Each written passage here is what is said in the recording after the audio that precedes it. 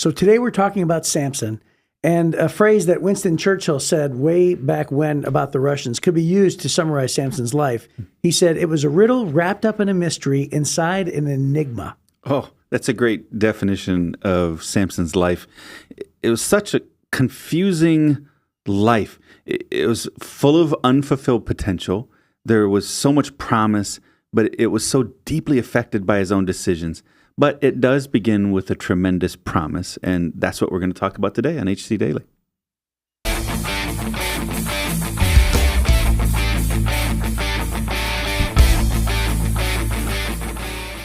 You're listening to another episode of HC Daily, a daily devotional podcast that you can listen to at home or on the go. We believe that you can grow as much as you want to grow spiritually, and this podcast can be a part of your daily growth plan. So, whether you're watching on YouTube, listening on Spotify or your favorite podcast app, we're glad you're here. Now, let's join our hosts, Jeff Forester and Chris Zarbaugh, in the studio. So, Jeff, I have a question for you since we start out with our chit-chat. Oh, good. That's exciting. When I was a youth pastor, there was a famous book that I used to read to my students all the time called Would You Rather? Oh, those are funny. And my favorite one is this, and it's just a very simple question. Uh-huh. Jeff, would you rather freeze to death or burn to death? Why do they both end in my death? Oh, man, that's rough. And that's what you want to know about me, is how to kill me? Is that what you're asking? No, I want to know your preference between those two horrible endings. Oh, I'd rather freeze to death. 100 to 1, I'd rather freeze to death. Yeah, why? Yeah, well, because I know the science behind hypothermia. So there's a lot of pain and struggle up to a point, and then you just start getting really sleepy and you go to sleep. Right. Whereas, as opposed to burning, right? So suddenly you smell the smell of bacon, right? And then go, wait a minute, and then ow, right? Yeah, I think there's a lot of screaming the other way. Yes. Yeah. Now I think it's quicker. It's quicker to burn to death. Yes. But what a horrible way to go. Yeah, I agree. Right? They're both horrible ways to go. Well, freezing to death I think would be easier. Right? Yeah. And then who knows? Maybe they could wake you up like Captain America 70 years later. Yeah. Well, thanks for bringing that up. I'm going to have a hard time sleeping tonight. Well, today we're talking about, speaking of superheroes, one of the greatest superheroes of the Old Testament, Samson. This guy, he's so flawed, but he had so much potential, and the things he did were just amazing. Yeah. Like I think you brought up the other day, Thor, Hulk, this is that guy in the Bible as far as power, just raw strength and power and anger and revenge and all those things. Yeah, that's great. Yeah. So we're going to be reading from Judges chapter 13, verses 1 through 25. Yeah. You want to take us there? I will. Here we go. I'm reading from the New Living Translation. It says, again, the Israelites did evil in the Lord's sight. How many times have we read that phrase? Yeah, no doubt. So the Lord handed them over to the Philistines, who oppressed them for 40 years. In those days, a man named Manoah from the tribe of Dan lived in the town of Zorah. His wife was unable to become pregnant, and they had no children. The angel of the Lord appeared to Manoah's wife and said, even though you've been unable to have children, you will soon become pregnant and give birth to a son. So be careful. You must not drink wine or any other alcoholic drink, nor eat any forbidden food. You will become pregnant and give birth to a son, and his hair must never be cut, for he will be dedicated to God as a Nazirite from birth. He will begin to rescue Israel from the Philistines. And the woman ran and told her husband, a man of God appeared to me. He looked like one of God's angels, terrifying to see. I didn't ask where he was from, and he didn't tell me his name, but he told me, you will become pregnant and give birth to a son. You must not drink wine or any other alcoholic drink, nor eat any forbidden food, for your son will be dedicated to God as a Nazirite from the moment of his birth until the day of his death. Then Manoah prayed to the Lord, saying, Lord, please let the man of God come back to us again and give us more instructions about this son who is to be born. God answered Manoah's prayer, and the angel of God appeared once again to his wife as she was sitting in the field. But her husband, Manoah, was not with her, so she quickly ran and told her husband, the man who appeared to me the other day is here again. Manoah ran back with his wife and asked, are you the man who spoke to my wife the other day? Yes, he replied, I am. So Manoah asked him, when your words come true, what kind of rules should govern the boy's life and work? The angel of the Lord replied, be sure your wife follows the instructions I gave her. She must not eat grapes or raisins, drink wine or any other alcoholic drink, or eat any forbidden food. Then Manoah said to the angel of the Lord, please stay here until we can prepare a young goat for you to eat. I'll stay, the angel of the Lord replied, but I will not eat anything. However, you may prepare a burnt offering as a sacrifice to the Lord. Manoah didn't realize it was the angel of the Lord. Then Manoah asked the angel of the Lord, "What is your name? For when all this comes true, we want to honor you." "Why do you ask my name?" the angel of the Lord replied. "It is too wonderful for you to understand." Then Manoah took a young goat and a grain offering and offered it on a rock as a sacrifice to the Lord. And as Manoah and his wife watched, the Lord did an amazing thing. As the flames from the altar shot up toward the sky, the angel of the Lord ascended in the fire. And when Manoah and his wife saw this, they fell with their faces to the ground. The angel did not appear again to Manoah and his wife, and Manoah finally realized it was the angel of the Lord. And he said to his wife, "We will certainly die, for we have seen God." But his wife said, "If the Lord were going to kill us, he wouldn't have accepted our burnt offering and grain offering. He wouldn't have appeared to us and told us this wonderful thing and done these miracles." When her son was born, she named him Samson, and the Lord blessed him as he grew up. And the Spirit of the Lord began to stir him while he lived in Mahanadan, which is located between the towns of Zorah and Eshtal. Wow. There you go. What a promise. Yeah, so this is just the beginning of Samson's The story. very beginning. That's right. At this point, he hasn't done anything wrong. Right, right. Because yeah, and so really we're seeing the foreshadowing, the prophecy, and really what they're doing is they're just the angel of the Lord showing up and saying, "You're going to have a son, and he's going to do great things." Yeah. And later on he's going to be given instructions as a Nazirite. But a Nazirite actually was a well-known thing at the time. Yeah, yeah. Well, it was in the book of Numbers. God explained how to do that. Right. Yeah. Was it Numbers or Exodus? One of them, where he explained, the role and responsibilities of a Nazirite. Yeah, I know it was in the Pentateuch. Yes, it was. There you go. Books of Moses. So anyway, a Nazirite shouldn't have any hair touching his head. A Nazirite's not going to touch anything unclean, right? All that stuff's coming up later, right? He should have hair touching his head. He should have no scissors touching his head. What did I say? You said he should have no hair touching his head. I thought I said razor. Yeah. Otherwise, we've got a lot of Nazirites in our church. I thought I if said they have no razor. hair on their heads. In my mind, I thought it was razor. Yeah, yeah. I'm getting closer and closer to a Nazirite if that's the requirement. Yeah, it's Right. no razor. Yep. Yeah. Well, the word Samson means sunny. So, That's right. So Samson was a child with an unbelievable promise. He had a nation to protect. The Philistines were the sea people stationed near Gaza in Israel. And they had defeated Israel, stolen the Ark of the Covenant. They'd killed some priests. Yeah. And so Samson's life mission was going to be focused on the Philistines, the enemy of God. Yeah. And we're going to see that not only did he, fulfill that mission in so many ways, he actually gave up his life eventually, in that mission. Well, you see previous problems. You have a couple of problems with Philistines, but it's mostly been Moabites, Midianites, Amalekites, Ammonites. But this is kind of the beginning of the real problem with the Philistines, and it just stays. It happens. I mean, King David is fighting the Philistines, a generation later, a couple generations later. They were a real problem. These guys, they were seafaring warriors that had come from the north. So maybe up the Aegean Sea is really where they came. So if there was anything even close to a real pirate in those days, it would be these guys. And then they were big, strong fighters. They lived along the coast in what would be modern day Gaza, is kind of the stretch of Israel that they lived in. And they were raiders and marauders and bad guys.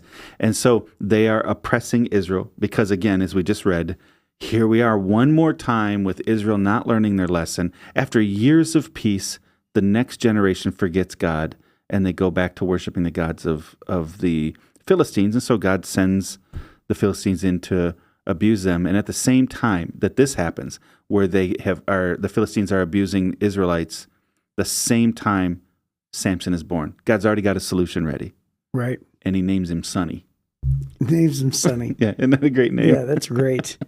And I love the fact that they were so ready to believe. There's no hint at all of the parents of Samson ever doubting. Yeah. And so the prophet of the Lord comes along and just says a few things. Even when he didn't even know he was an angel, he still took this man at his word and said, please tell me more.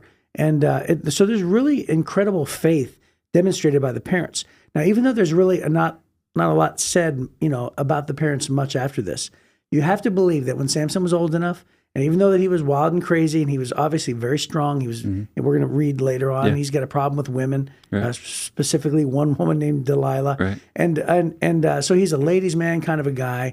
Obviously, he has an incredible physique, but he has this moral compass. He has, faith-based parents, And I have to believe that he grew up in the right way. Yeah. Because the demonstration of faith here in this chapter is unbelievable. Well, they want to make sure. She genuinely believes she met somebody that was like an angel from God. She says that when she describes it to her husband. And then her husband had enough faith to say, God, if this was one of your angels, send him.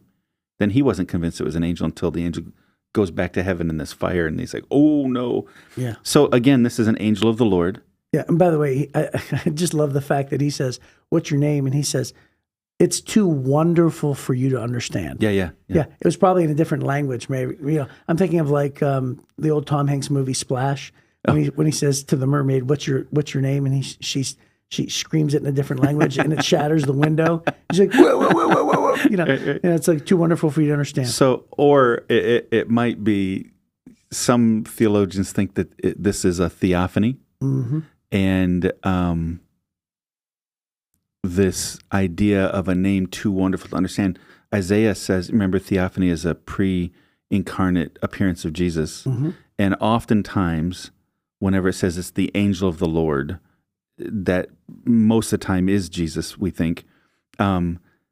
Isaiah says one of Jesus's names is wonderful, right? So this could be another theophany. I don't know for sure. But I do know that there are times when we ask God questions and if we feel like we don't get the answer we're looking for, or we don't totally understand what God is doing. Maybe we've asked for knowledge beyond our ability to understand, or maybe it's just not yet our time to know, right? So if this was Jesus, it just wasn't their time to know who he was yet. He hadn't come. So I think it's great for us to just get comfortable with the idea that it's okay that we don't get every single answer to every single question. That's what faith is, a big part of that. God's going to fulfill his work in us anyways. Which, by the way, so if you take a spiritual gifts test, and there's these tests where they ask you a bunch of questions and they sort of list out based on your responses. Yeah, they're really useful. We have one in our 301 class at Heritage Church. Okay. Yeah, so the people that are part of Heritage Church, you can take the test like this in our 301 class. So my top three gifts. Faith is my number one gift. Really? Yeah. So it's faith, and then it's teaching and leadership. Wow. So those are the top three ones. And I think it's part of the difference between. I mean, I'm not saying that all pastors, and especially you don't have faith. Right. We all have faith. Right. But I think that sometimes it's like my wife, who's the top gift is giving. I'm like, stop giving. Right? Like I can give, but she can outgive me. Yeah. It's one of those things where I think that's the reason why I don't necessarily need an explanation for a lot of things. Because I just say, well, I'm okay with the mystery of God. Right. Whereas remember, you said, well, I have to search for a reason. I want a plausible reason. A plausible reason. And I would just say, like, hey, I'm okay with trusting, God. If he didn't tell us, if he wanted us to know, he would let us know. And I think sometimes I let myself off the hook. Maybe sometimes. Sure. And I could press into it with my thoughts and, commentaries and things like that. But most of me says, you know what? If God says it, I believe it, and that's it. Yeah. And I don't have to have a plausible explanation for a lot of things. And some people are like, why? How could you possibly just be okay with that? And I think it's because that's the way God made me. So faith is really high up there for me. And anyway, all that to say, I think that that their parents demonstrated that sort of thing. It's extraordinary because we don't get a lot about his parents. I mean, this is the chapter that we get, and then just a little bit in the next chapter, and then it's done with regard to dealing with his parents. So to get, Manoah's name, to hear how much faith the mother had, she just believed. She'd been barren all this time, and she genuinely believed this message. So then they just didn't want to mess it up. Okay, so how do we do this right? And he was wanting confirmation, and they just wanted to make sure that they got it all down. Okay, so he's going to be a Nazirite. They knew what that was going to be, and we don't want to mess it up. So nothing from the vine, essentially. So not even grapes, no raisins, no wine, all those kinds of things. Don't touch dead bodies. Don't cut your hair. And the reason was God saw that Samson had tremendous promise. And God said, okay, I'm going to use you. Your parents got my attention, and I want you, because they're godly people. Not everybody was godly. The people had already turned against God at this point. But even when you feel like the whole world has turned against God, there's always a remnant of followers of God, always. You're not alone. If you feel like you're the only Christian, you're not. There are other Christians out there. So they are godly followers, even though The rest of the country had turned against God. And so God says, okay, now, hey, listen, I've got this nation I want you to protect. And I want you to go get my, go get revenge on these people to punish them, and then rescue Israel from them. And then he also had a God to serve. It was the God of his parents that were raising him to follow after God. And this Nazirite vow, that, by the way, his parents took for him, he didn't take it, really highlighted the fact that God had set him apart for a special cause. And that's what it was all about. It wasn't about somehow having magical powers because you do these three things in combination. It was, you've been set apart by me, and to remind you every day that you're mine, make sure these things stay in your life. Yeah. And by the way, this is the first judge in the book of Judges that we've seen that is a Nazirite that is set apart in this way. Right. And then, in case our readers don't know the end of the story, Samson was gifted with incredible strength. Right. Right. So he has literally supernatural powers. Right. It would be the closest thing. That's why we keep on saying he's the best superhero. Right. He's the strongest Avenger, right? Yeah. Because, so he's set apart and he's given these supernatural abilities. And this is the first time that God does this. In fact, probably the only time that we see it, that God does this, right? Well, Shamgar. We did Shamgar. He killed 600 guys with an ox goad. There's something supernatural happening there, right? Right. Those might be the two really big ones. But the difference is Shamgar gets like 2 sentences or 1 sentence, and he gets several chapters. God really unpacks this life. David's mighty men are credited with some pretty... They're pretty spectacular, They're pretty spectacular as well. That's, now that I think about it. Now, it wasn't only... But I think that they were just special forces. Yeah. I don't think that they were supernaturally endowed. I think that they were just special force fighters. They were better than all the rest of the fighters. Now, this Nazirite vow is not the cause of the power. Right. Because John the Baptist was a Nazirite. So, and he wasn't, tearing gates out of the ground and all the kinds of things that he does. Right. But it just means that they're set apart for God's use. Those are the only 2 Nazirites that are mentioned in the Bible. I think that their lifestyle was a Nazirite lifestyle, because most Nazirites weren't Nazirites forever. They would take a vow for a period of time. And but you have John the Baptist and Samson that are. And isn't it interesting that both of them died fulfilling their mission? Yeah. Both John the Baptist and Samson, skipping to the end of this story. Yeah. Samson's going to die fulfilling the mission that he was called to. Yeah. And John the Baptist did also. And then it's a pretty special announcement, obviously, with all this potential. And then the angel tells Manoah, go make a sacrifice on this rock, which would have been out of the norm. They wouldn't have made their own burnt offerings normally. They would have gone to Shiloh, to the tabernacle. But because this is the angel of the Lord, he had authority. He spoke with authority. He said, this is what I want from you. And then he goes back to heaven in a fire, right? And Manoah believes that they're going to die. But one of my favorite things, and it's easy to just pass over, is his wife points out the fact that, hey, silly, guys maybe get sucked into the moment. Oh, my goodness, we saw God. Now we're going to die. Oh, we're going to die. Everybody's freaking out about dying. And she goes, hey, silly, how can we fulfill the promise to raise our son as a Nazirite if God kills us? The baby's in me. Right. So how do we do that, right? It's just so logical, so practical. The mom would have the awareness of that. Yeah. Right? She's the one that has to deal with it. It's so like a man, right? Yeah. The man doesn't even think about it. No, he's just panicking at this point. We're going to die. Oh, no, we're going to... She's like, you can't die and raise a child at the same time. And God already told us. So her faith from the very beginning is even greater than her husband's. And again, she's kind of the hero of this chapter in the story, I think. Yeah, that's great. And it just goes to show you, too, that there are so many people that we know who have done great things. And it's really because of the faith of their parents or the faith of their grandmother. I talk to people all the time, and say, like, who was your pillar of faith? And they'll immediately know. Yeah. And they'll say, I give all credit to my grandmother who raised me and made sure they took me to church when my parents didn't. Or the faith of my mom was so unbelievably strong. And maybe it was not a mom and a dad. Maybe it was just the dad didn't go to church, but the mom did, or maybe it was opposite. But in this case, we see 2 great parents. And I think to myself, man, that is so true. And so maybe we should just take a minute and be thankful for the people in our lives Oh, absolutely. who have raised us in faith. Now, my family always respected God. We were non-practicing Catholics. We just kind of jumped in and out of faith every, here and there. We didn't necessarily talk about it or make it a priority, but I always knew that my parents believed, and there was still a certain amount of respect there. The real faith pours into my life came as other people, like my youth pastor and my pastor and my father-in-law. Right? These were pillars of faith for me. What about you? Yeah, well, for me, I grew up early in my life was just a family of committed pagans. Right. But after my mom and dad got married, and my dad started talking about going to church, and my mom had never been to church, like 2 times her whole life, like funerals and weddings kind of stuff. And so she's all excited, and we wound up going. It was God grabbing the attention of my dad. And they wound up giving their life to Christ. God transformed their life. And my mom and dad went all in.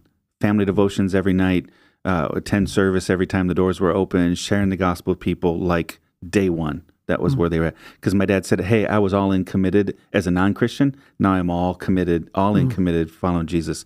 And seeing that kind of consistency and commitment caught my attention even as a kid. And fairly early in my life, I gave my life to Jesus. A big part of it because of the impact of my mom and dad on my life. So as we wrap it up, let me throw out a thought. I read a saying one time that said, perhaps your greatest contribution to this world is not something you do, but it's someone you raise. Isn't that great? Yeah. And so to all the parents out there, let's never forget the fact that Samson's parents acted in faith. So all the great things that Samson did is probably tied to the way that he was raised. I believe that, yeah. Yeah. Any other thoughts? I think probably some of his flaws may have been because of how he was raised too. Being an only child, you find him unbelievably self-centered.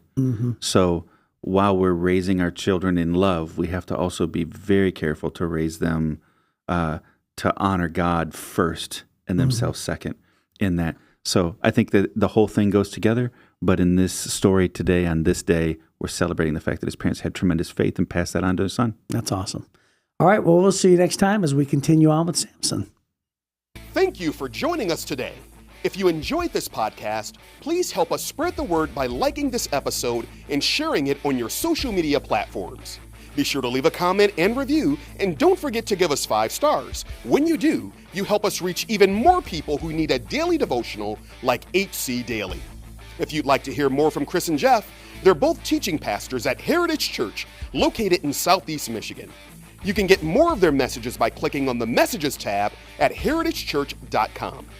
Be sure to join us again soon for another episode of HC Daily.